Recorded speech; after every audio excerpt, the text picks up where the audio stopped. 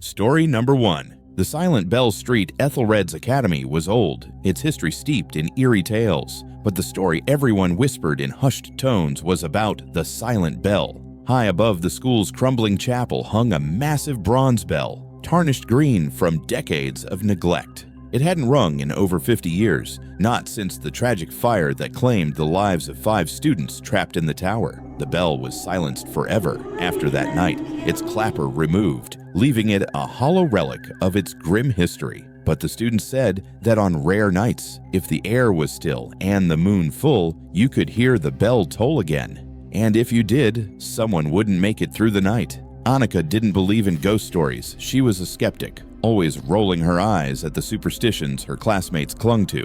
So when her best friend Claire dared her to sneak into the bell tower after dark, she shrugged. "Easy," she said. That Friday night, armed with a flashlight and Claire's encouragement, Annika slipped into the empty chapel. The air was heavy with the scent of mildew and candle wax, and the faint creak of wood echoed with each step she took. The door to the tower was old and splintered, its hinges groaning in protest as she pushed it open. "Don't chicken out," Claire teased from the doorway. Not a chance. Annika shot back, disappearing up the spiral staircase. The climb was exhausting.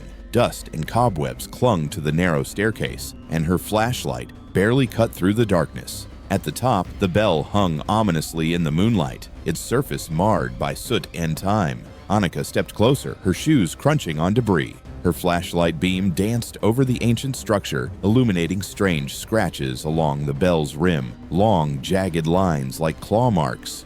"Creepy," she muttered, reaching out to touch the cold metal. The moment her fingers brushed it, the temperature in the room plummeted. A deep, resonant sound echoed through the air. Dong. Annika froze. "Impossible," she whispered, staring at the bell. It hung motionless, the clapper still missing. Dong. The sound came again, louder this time, vibrating through the tower. Her flashlight flickered, plunging her into near darkness. "Claire?" she called, her voice trembling.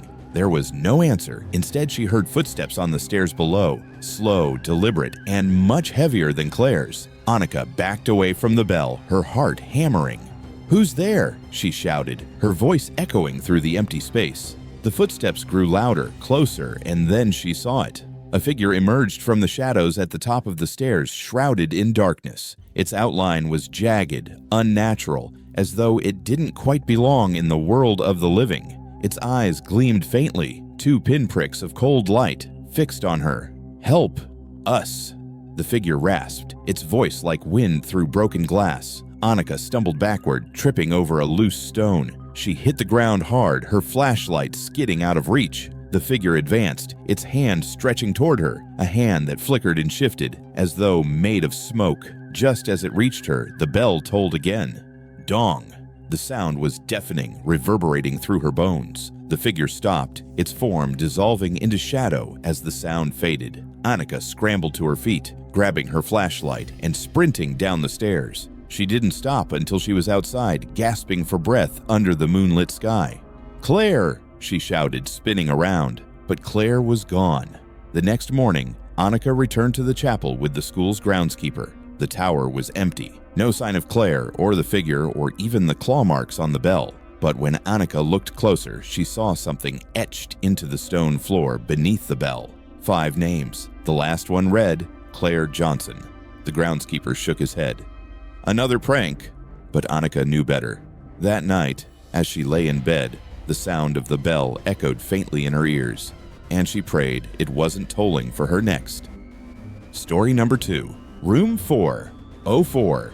Every student at Redwood High knew to avoid room 404. The door was always locked, and the blinds over its small window never shifted. Rumor had it that the room had been closed for decades after a tragic incident, though the details were vague. Some said a teacher went mad. Others whispered about a student who disappeared. What was certain, though, was that anyone who tried to open the door claimed to feel an overwhelming sense of dread, as if the air itself was warning them to stay away. Jenna didn't believe in ghost stories. She was a senior, with 1 foot already out the door to college. When her friends dared her to sneak into room 404 after hours, she rolled her eyes but agreed. "It's just an empty classroom," she said. But the way her friends looked at her, their faces pale and hesitant, made her wonder if she'd made a mistake. That night, armed with a flashlight and the master key she'd swiped from her part-time job in the office, Jenna slipped through the dim hallways. Her footsteps echoed in the silence, and she couldn't shake the feeling that she was being watched. When she reached room 404, the door loomed larger than she remembered. The faded number plate seemed to shimmer in the beam of her flashlight, and the cold metal of the handle made her pause. Taking a deep breath, Jenna unlocked the door. The room was freezing. Her flashlight flickered, the beam cutting through layers of dust and cobwebs. Desks were scattered haphazardly, as if abandoned in a hurry. The chalkboard at the front of the room was blank, but faint streaks of writing, like smeared fingerprints, were visible when the light hit it just right. As she stepped inside, the door creaked shut behind her, though she didn't recall pushing it. The air grew heavy, pressing against her chest. Her flashlight began to flicker again, the beam narrowing to a dim glow, and then she saw it. On the far wall, opposite the chalkboard, was a massive mirror. It was cracked down the center, the jagged lines distorting her reflection. But what made her blood run cold was the figure standing just behind her reflection. Jenna spun around, but the room was empty. When she looked back at the mirror, the figure was closer. It was tall and thin, its face obscured by shadows, its hands, long, clawed fingers, pressed against the glass as if trying to reach through. "Get out," a voice whispered, faint and raspy, echoing in the room. Jenna stumbled backward, her flashlight clattering to the floor. The mirror shattered with a deafening crash, shards flying outward like knives. She shielded her face, heart pounding, and when she looked again, the figure was gone. But the mirror wasn't broken. It was whole, and her reflection stared back at her. Only it wasn't her. Her reflection smiled, though Jenna's lips didn't move. Panicking, she turned and ran to the door, yanking it open with trembling hands. As she fled down the hall, she glanced over her shoulder. The door to room 404 swung shut on its own, and for a brief moment, she thought she saw her reflection watching her from the window, smiling that same eerie smile. The next day, her friends asked if she'd gone through with the dare. Jenna just nodded, her face pale and distant. But she didn't tell them about the mirror. She didn't tell them about how, when she passed by any reflective surface, her reflection lingered just a moment too long. And she certainly didn't tell them about the whispers she now heard in her dreams. Let me out. Story number 3. The locker. It started with a smell. The students in the east wing of Clearwater High noticed it first, a faint, sour odor that grew stronger each day. By Friday, it was impossible to ignore. The scent clung to the hallway, near the row of old lockers that hadn't been used in years. "Something probably died in there," whispered Josh, a junior known for pranks. "Bet it's just a rat." But when the janitor opened the locker on Monday morning, there was no rat. No source for the smell at all. The locker was empty save for an old torn notebook sitting on the top shelf. Nobody claimed it, so the janitor left the locker open, hoping the smell would fade. That was when the whispers started. Jenna was the first to notice them. She had a history class nearby and often walked past the lockers after school. At first, she thought it was just kids chatting in another room, but every time she passed the open locker, she heard faint voices, just on the edge of perception. It wasn't until she lingered one day that she realized the voices were coming from inside the locker. Curiosity got the better of her. The following afternoon, Jenna stayed late, waiting for the hallway to empty. With her heart racing, she stepped in front of the locker and peered inside. "Hello," she whispered. The air seemed colder near the open door, and the smell, a mix of mildew and rot, was stronger than ever. "Please," a faint voice said, so soft she almost didn't hear it. Jenna froze. The voice sounded young, fragile, like a child's. "Help me," it pleaded again. She looked around, but the hallway was deserted. Trembling, she reached inside the locker, her hand brushing against the cold metal. The door slammed shut. Jenna screamed, pounding on the inside of the locker. The space felt impossibly small, the walls pressing in on her like a coffin. "Let me out," she shouted, but her voice echoed back at her, sounding distant and distorted. The air was stifling, and the sour smell made her gag. She clawed at the door, trying to find the latch, but her fingers only scraped against smooth metal. Then the whispers returned. They were louder now, surrounding her, overlapping in a chorus of pain and anger. "She locked us in," one voice said.